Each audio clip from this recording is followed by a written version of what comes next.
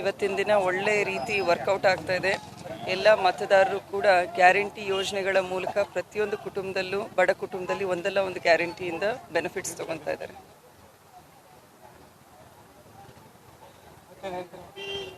ಮತ್ತೆ ಏನು ಹೇಳಿದ್ರಿ? ಹಾಂ ಅಲ್ಲ, ನಿನ್ನೇನು ನಾನು ಈ ಪ್ರಶ್ನೆಗೆ ಅದೇ ಉತ್ತರ ಕೊಟ್ಟೆ. ಮೋದಿ ಅವ್ರು ಬಂದರೂ ಕೂಡ ನಮ್ಮ ಗ್ಯಾರಂಟಿ ಮ್ಯಾಜಿಕ್ ಇದೆ. ಈ ಬಾರಿ ಮೋದಿ ಮ್ಯಾಜಿಕ್ಕಿನ ಗ್ಯಾರಂಟಿ ಮ್ಯಾಜಿಕ್ಕು ಎತ್ತಿ ಹಿಡಿಯುತ್ತೆ ಅನ್ಸುತ್ತೆ ನನಗೆ. ಕರ್ನಾಟಕದಲ್ಲಿ ಮಾತ್ರ ಎಫೆಕ್ಟ್ ಆಗಲ್ಲ.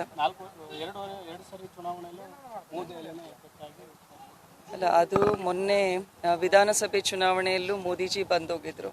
ಅವಾಗೂ ಕೂಡ ಏನು ಎಫೆಕ್ಟ್ ಆಗಲಿಲ್ಲ. ನಮ್ಮ 8 ಕ್ಷೇತ್ರದಲ್ಲಿ 7 ಕ್ಷೇತ್ರದಲ್ಲೂ ಕೂಡ ಕಾಂಗ್ರೆಸ್ ಅಭ್ಯರ್ಥಿಗಳು ಗೆದ್ದಿದ್ದಾರೆ. ಇವತ್ತು ಕೂಡ ಒಂದು ಒಳ್ಳೆ ವಾತಾವರಣ ಇದೆ. 8 ಕ್ಷೇತ್ರ, ಅದರಲ್ಲಿ 7 ಕ್ಷೇತ್ರದಲ್ಲಿ ಕಾಂಗ್ರೆಸ್ ಅಭ್ಯರ್ಥಿಗಳು ಗೆದ್ದಿದ್ದಾರೆ. ಜೊತೆಗೆ ನಮ್ಮ ಒಬ್ಬರು ಸಚಿವರು ಕೂಡ ಇದ್ದಾರೆ. ಈಗ ಕೊರತೆ ಇರೋದು ಸಂಸದರದು. ಅದನ್ನು ಜನರು ಕೂಡ ಈಗ ಅರ್ಥ ಮಾಡ್ಕೊತಾ ಇದ್ದಾರೆ. 5 ಬಾರಿ ಗೆದ್ದಿರುವಂತಹ MP ಅವರು ಈ ಕ್ಷೇತ್ರದಲ್ಲಿ ಅಭಿವೃದ್ಧಿ ಕುಂಠಿತ ಆಗಿದೆ ಅಂತ ಜನರೇ ತೀರ್ಮಾನ ಮಾಡ್ತಾ ಇದ್ದಾರೆ. ಇದು ಬಿಜೆಪಿ ಭದ್ರಕೋಟೆ ಅಂತ ಹೇಳ್ತಿದ್ದಾರೆ ಮೇಡಮ್, ಅದನ್ನ ಯಾವ ರೀತಿ ಚಿತ್ರ ಮಾಡ್ತೀರಾ? ಯಾಕಂದ್ರೆ ಅದೇ ಹುಮ್ಮಸ್ ಮೇಲೆ ಬಿಜೆಪಿ ಕೂಡ ಹೋಗ್ತಾ ಇದ್ದಾರೆ. ಅಲ್ಲ, ನೀವು ನೋಡಿರ್ಬೋದು, ಬಿಜೆಪಿಯವ್ರು ಮತಯಾಚನೆ ಮಾಡುವಾಗ ಅವರು ನಿಮ್ಮ ವೋಟ್ನ ಮೋದಿಜಿ ಕೊಡ್ರಿ, ದೇಶ ಕಟ್ಟಕ್ಕೆ ನೀವು ವೋಟ್ ಕೊಡ್ರಿ ಅಂತ ಕೇಳ್ತಾರೆ ಹೊರತು ಸ್ಥಳೀಯವಾಗಿ ನಮ್ಮ ಜನರ ಸಮಸ್ಯೆಗಳೇನಿವೆ, ನಾನು MP ಆದರೆ ಈ ಕ್ಷೇತ್ರದಲ್ಲಿ ಇದನ್ನು ಮಾಡಿದ್ದೀನಿ ಅಂತ ಹೇಳ್ತಾ ಇಲ್ಲ. ಈಗ ಮತ್ತು ಮುಂದೆ ಏನು ಮಾಡ್ತೀವಿ ಅಂತ ಅದನ್ನು ಮಾತಾಡ್ತಾ ಇದ್ದಾರೆ. ಕಳೆದ 25 ವರ್ಷದಿಂದ ಏನೇನು ಮಾಡಿದ್ದಾರೆ ಅಂತ ಕಣ್ಣಿಗೆ ಕಾಣಿಸೋ ಅಂತ ಅಭಿವೃದ್ಧಿ ಹೇಳ್ತಾ ಇದ್ದೀನಿ ನಾನು. ದೊಡ್ಡ ಕೈಗಾರಿಕೆಗಳು, ಶಾಶ್ವತ ನೀರಾವರಿ ಯೋಜನೆಗಳು, ನಮ್ಮ ಮಕ್ಕಳಿಗೆ ಇರುವಂತಹ ವಸತಿ ಶಾಲೆಗಳು, ಆಮೇಲೆ ಸಣ್ಣ ಕೈಗಾರಿಕೆಗಳು, ಈ ರೀತಿ ಒಂದು ಅಭಿವೃದ್ಧಿ ಏನಾದರೂ ಮಾಡಿದಾರ ಅಂತ ನಾನು ಕೇಳಲಿಕ್ಕೆ ಇಷ್ಟಪಡ್ತೀನಿ. ನಾಯಕರು ಸಂಡೇ ಪ್ರಿಯಾಂಕಾಜಿ ಅವರು ಬರ್ತಾ ಇದ್ದಾರೆ. ಆಮೇಲೆ ಸ್ಯಾಟರ್ಡೇ ದಾವಣಗೆರೆಗೆ ಪ್ರಿಯಾಂಕಾ ಗಾಂಧೀಜಿ ಅವರು ಬರ್ತಾ ಇದ್ದಾರೆ.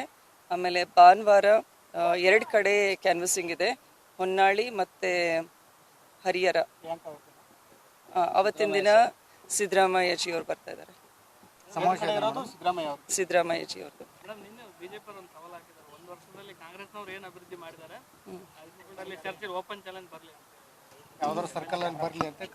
ಬಿಜೆಪಿ ಅವರ ದಾವಣಗೆರೆಯಲ್ಲಿ ಕರೆದಿದ್ದಾರಾ ಅಥವಾ ದಾವಣಗೆರೆಯಲ್ಲಿ ಕರೆದಿದ್ದಾರೆ?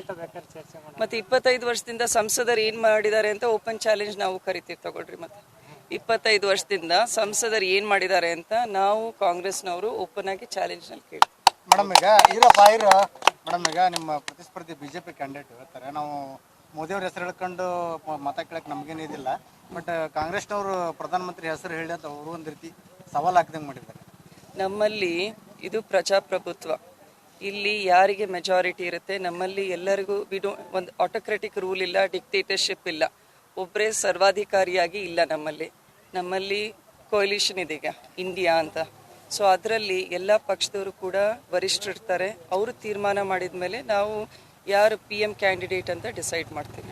ಇದೇ ವಿಚಾರ ಮೇಡಮ್, ಮೊನ್ನೆ ದಾವಣಗೆರೆಯಲ್ಲಿ ಪ್ರಧಾನಿಯವರು ಹೇಳಿದ್ರು, 5 ವರ್ಷ 5 ಜನ ಪ್ರಧಾನಮಂತ್ರಿಗಳ ಕಾಂಪಿಟೇಷನ್ಗೆ ಇದಾರಲ್ಲ ಅನ್ನೋಂಥ ಮಾತನ್ನು ಹೇಳಿದ್ರು ಮೇಡಮ್ ಅವ್ರ ಭಾಷಣದಲ್ಲಿ.